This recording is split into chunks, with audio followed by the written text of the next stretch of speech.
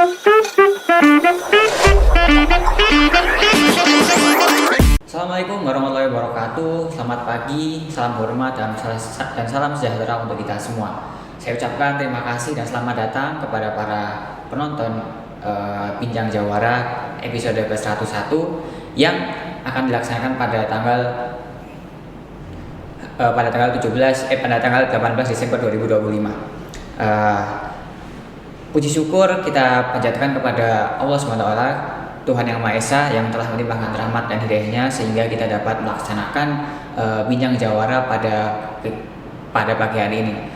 Tak kenal maka tak sayang, saya perkenalkan, saya Hilman Syafri Muhammad dari UPT Pelatihan Dinas Koperasi dan UKM Provinsi Jawa Timur, terutama dari seksi pengembangan, sebagai moderator pada kegiatan pagi hari ini.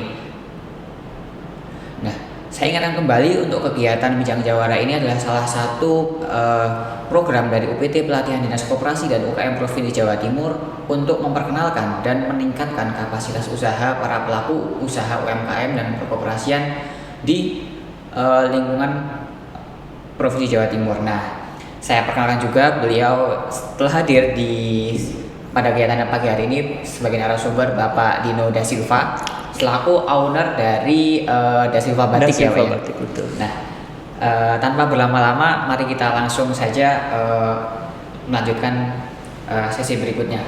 Pak, boleh tahu nih Pak, dahulu latar belakang atau sejarahnya berdirinya Da Silva Batik itu seperti apa ya Pak?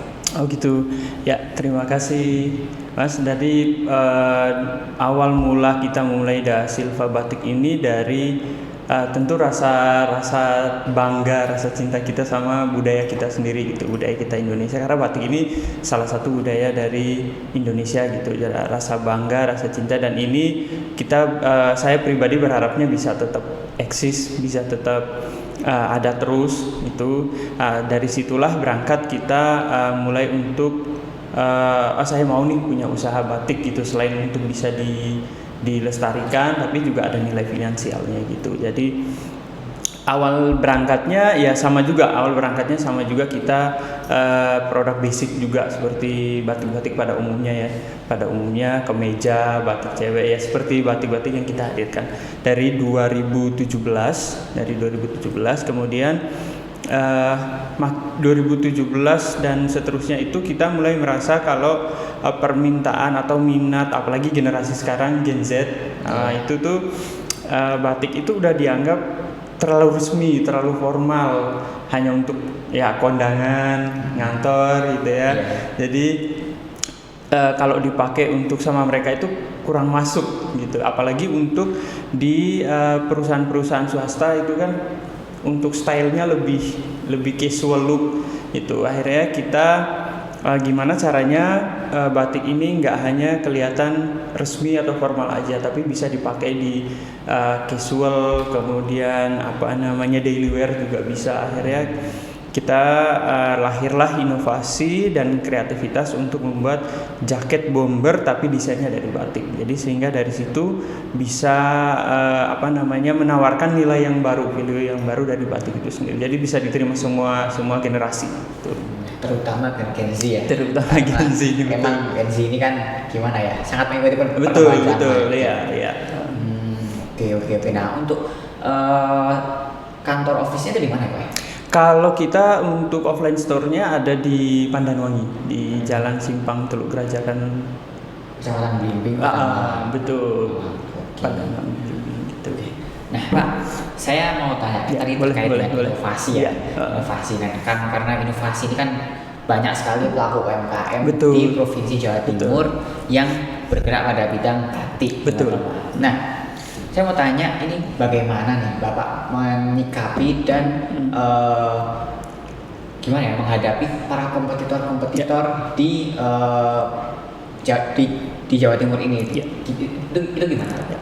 Jadi kalau untuk bagaimana kita sama kompetitor itu memang satu, kita memperkuat layanan kita gitu.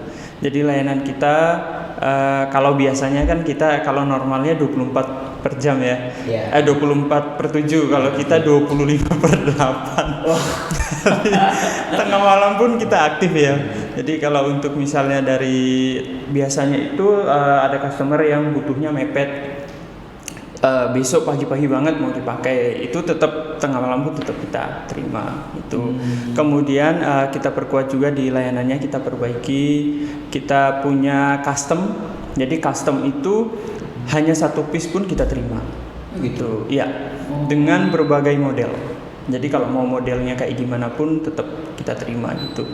Kita punya, misalnya pelanggannya punya referensi dari aplikasi tertentu, oh saya mau bikinnya seperti ini, satu aja pun tetap kita layani. Jadi biasanya teman-teman itu dari yang buat manggung, buat show, kemudian buat news anchor juga kayak gini, itu satu pun kita layani. Jadi kita sudah 2 tahun ini, tahun kemarin sama tahun ini itu terus dipercaya sama Indosiar untuk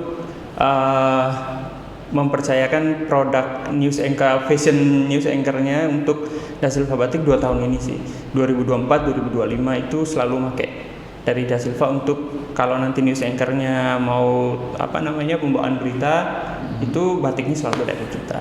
Oh, keren ya berarti ya. Iya, hebat. Itu di custom, ukur di tempat juga bisa. Jadi kalau misalnya mau ke offline store, mau ke toko, mau datang, jadi ada kita siapkan penjahit yang bisa langsung mengukur di tempat. Jadi biasanya om-om yang sudah mapan ya, om-om yang sudah mapan kan agak perutnya agak maju dikit ya. Jadi itu kita sediakan layanan untuk ukur di tempat. Jadi bagian dada, bagian perut itu beda ukurannya, itu boleh.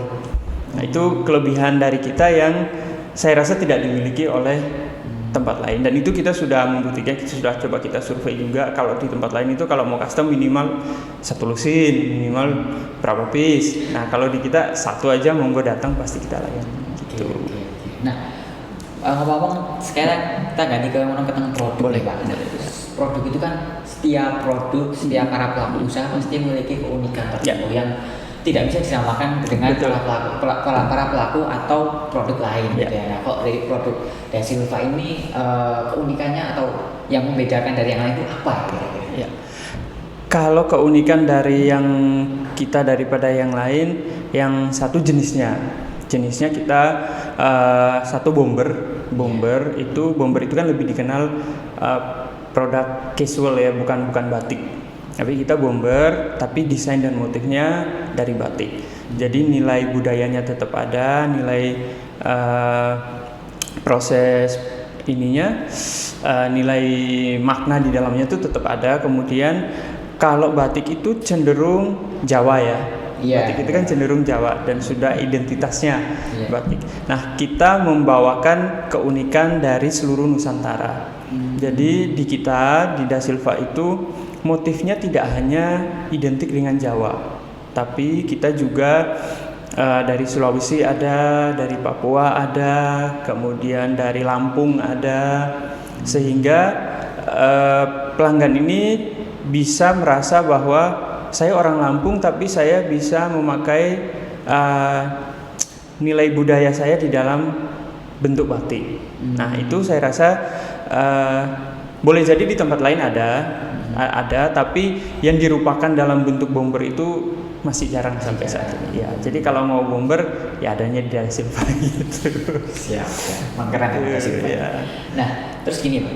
Kan tadi kan udah nilai values keunikan dari produknya. Terus gimana cara proses dari produksi produk batik Da Silva ini? Oke. Kalau untuk proses produksinya kita yang pertama untuk pengrajinnya itu kita menggandeng pengrajin lokal tentu, sehingga bisa satu mendorong tetap ada lapangan pekerjaan, kemudian bisa memberikan penghasilan juga. Untuk proses jahit kita ada di Singosari, kita menggandeng ibu-ibu. Jadi kita juga memberdayakan ibu-ibu sehingga bisa ada penghasilan tentu. Jadi kita ada 5 5 orang. Jadi proses mulai dari bahan baku datang, kain itu mulai dari proses pemotongan, penempatan motif, jahit sampai proses QC untuk siap dipasarkan itu prosesnya di Singosari.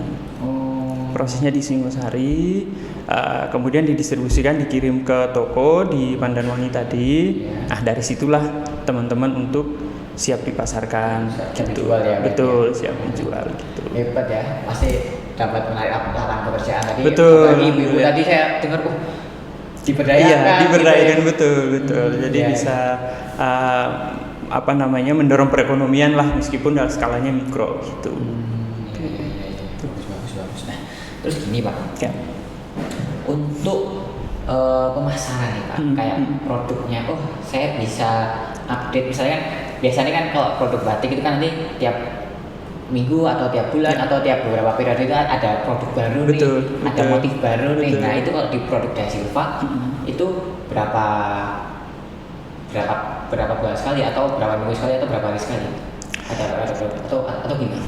Kalau untuk motif itu kita biasanya 2 sampai 3 bulan sekali update motif terbaru ya, update motif terbaru.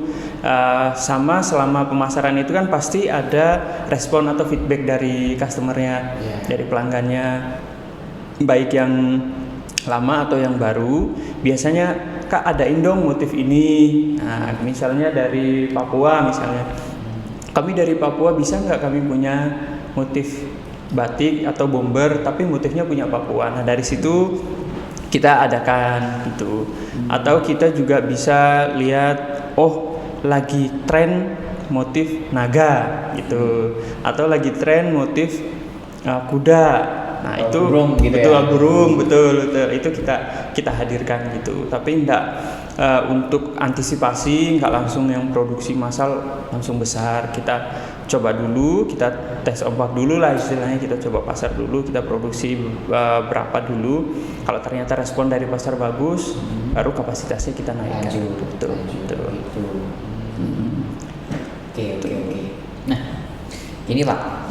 Selanjutnya kan tadi udah ya per periode diperbarui motifnya. Nah itu kami para customer itu tahu nanti ini ada produk baru. Kan kita nggak bisa selamanya selalu ke office kan, ke store kan. Nah itu gimana Pak, kita bisa tahunya itu diupdate di mana? Kalau untuk tahu updatean produk baru, layanan ataupun promo-promo itu bisa di sosial medianya Da Silva Batik itu di Instagram ada, di Shopee ada, Marketplace, TikTok, kemudian di Tokopedia juga ada. Jadi nanti kalau lebih banyak update-nya memang di Instagram, tapi untuk check out dan lain-lainnya bisa ke Marketplace, dari DM IG juga bisa, dari WhatsApp juga bisa. Gitu. Oke. Nah, dalam membangun bisnis kan Pak tadi dari 2017 ya Pak ya. Iya. Itu kan dari awal ya Pak ya. Udah berapa tahun nih? Udah 8 tahun ya. 8 tahun gitu ya.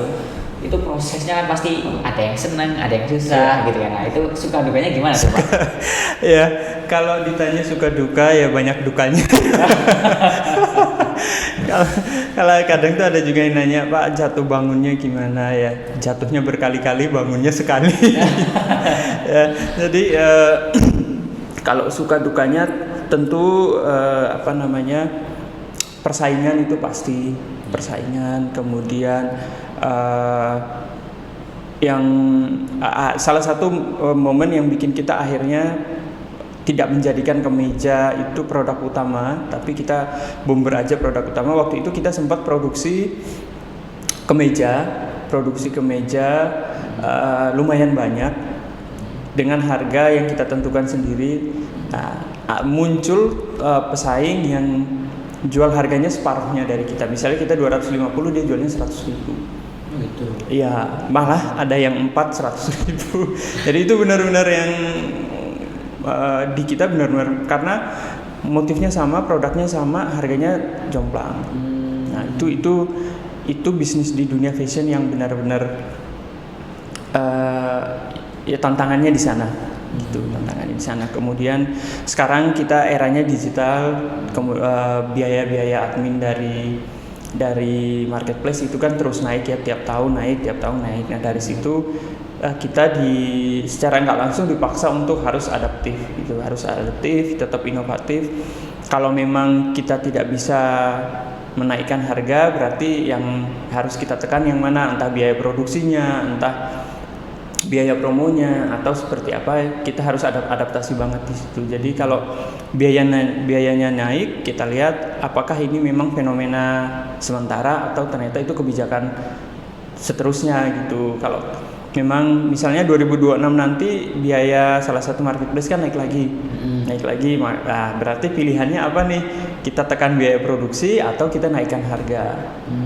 Nah dari pertimbangan itu yang harus benar-benar kita harus benar-benar dipikirkan dengan baik, dipertimbangkan lah gitu. Iya. Ya. Keputusan bisnis itu betul, gimana itu ya, sangat menentukan, ibaratnya sangat elastis gitu kalau bisnis, karena salah aja nanti bisa ngaruh impactnya gede. Betul. Ya itu mungkin dukanya ya. Kalau dari saya pribadi, setelah kita punya tim, ternyata kalau saya ibaratkan mindah barang diem dengan mindah orang yang dia juga punya kapasitas berpikir, punya pendirian, itu ternyata lebih sulit. Ya, kalau barang diem mau digeser gini udah pasti nurut. Yeah. Tapi ternyata kalau kita mau membawa pribadi lain, itu benar-benar harus komunikasinya dua arah. Jadi nggak yang begini tapi bisa ayo gimana gitu. Itu ternyata belajar banyak gitu. Ternyata ya sama kayak menjalankan bisnis itu sama dengan pernikahan ya. Belajarnya seumur hidup. Iya itu betul. Lebih tepatnya selalu beradaptasi, selalu menghadapi tantangan, selalu memilih keputusan yang tepat juga. Itu karena kan emang gimana ya kok. Ya untuk hidup juga kan Pak ya gitu, dan kita harus bertumbuh dengan di jalan kreativitas itu. Apalagi ini kan batik ya. Betul, harus tetap kreativitas. Kemudian juga kalau saya nyebutnya sih untuk bisnis di era sekarang tuh panggung dan punggung ya. Kalau sosmed kan panggungnya, jadi apapun yang muncul di sana harus sesuatu yang baik, perform, dan semuanya harus terlihat baik. Tapi kembali lagi sebagai seorang yang menjalankan bisnis, kita punya punggung yang memang beban bagaimana dengan tim kita, bagaimana dengan lain sebagainya, itu sudah risiko kalau memang mau berbisnis gitu. Karena tentu biar bagaimanapun kasarannya kehidupannya mereka itu sudah terlanjur tanggung jawab kita.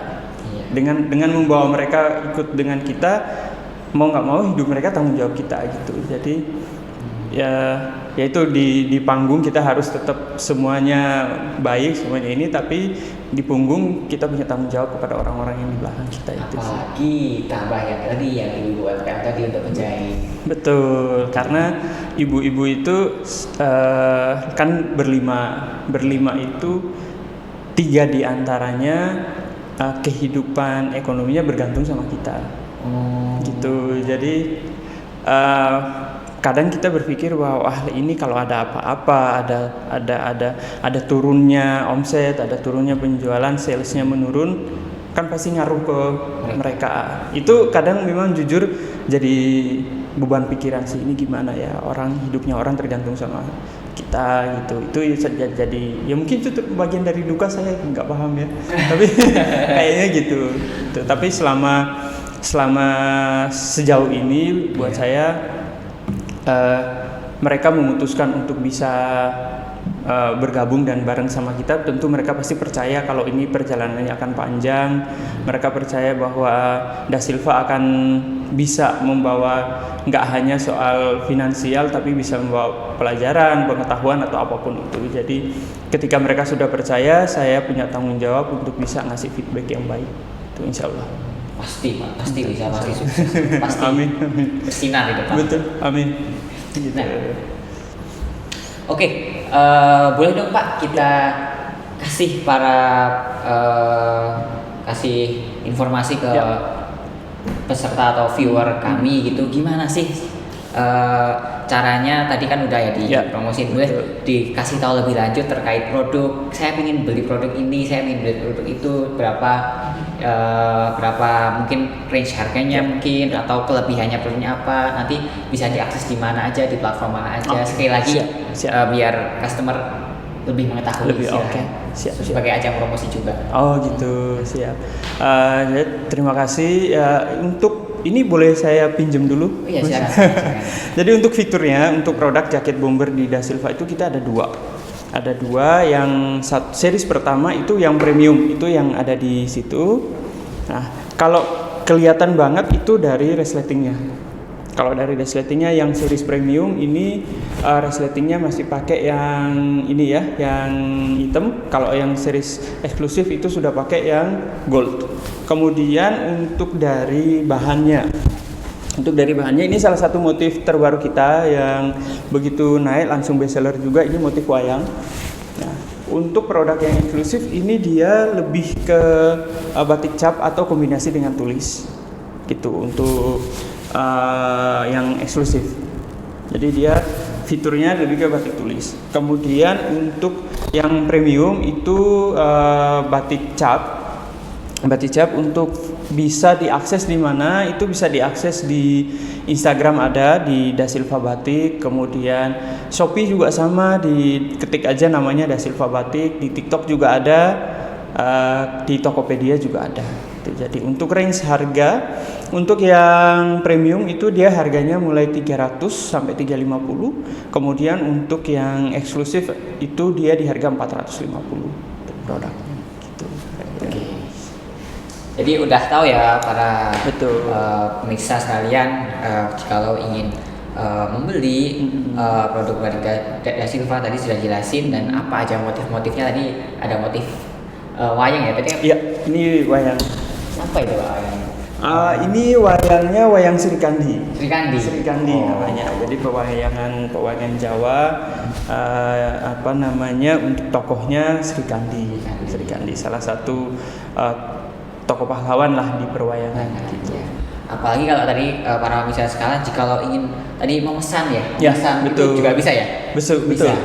Itu silahkan, jika ingin memesan, Da Silva Batik selalu siap ya Pak ya, pastinya ya? Siap 25/8. Siap. Nah, oke gitu ya, gitu ya para pemirsa sekalian. Saya ingatkan kembali, kami memiliki platform Si Jawara Plus. Jika para peserta ingin pelaku usaha UMKM ingin mengakses pelatihan secara mandiri dari kami, silahkan mengakses website sijawara.upptkom.id. Dan jika para pemirsa ingin membeli batik, silahkan langsung ke store Da Silva Batik atau melalui akun medsosnya kayak gitu ya. Nah, cukup dari saya cukup sekian. Hidup UMKM Jawa Timur, saya tutup. Wassalamualaikum warahmatullahi wabarakatuh. Waalaikumsalam warahmatullahi wabarakatuh.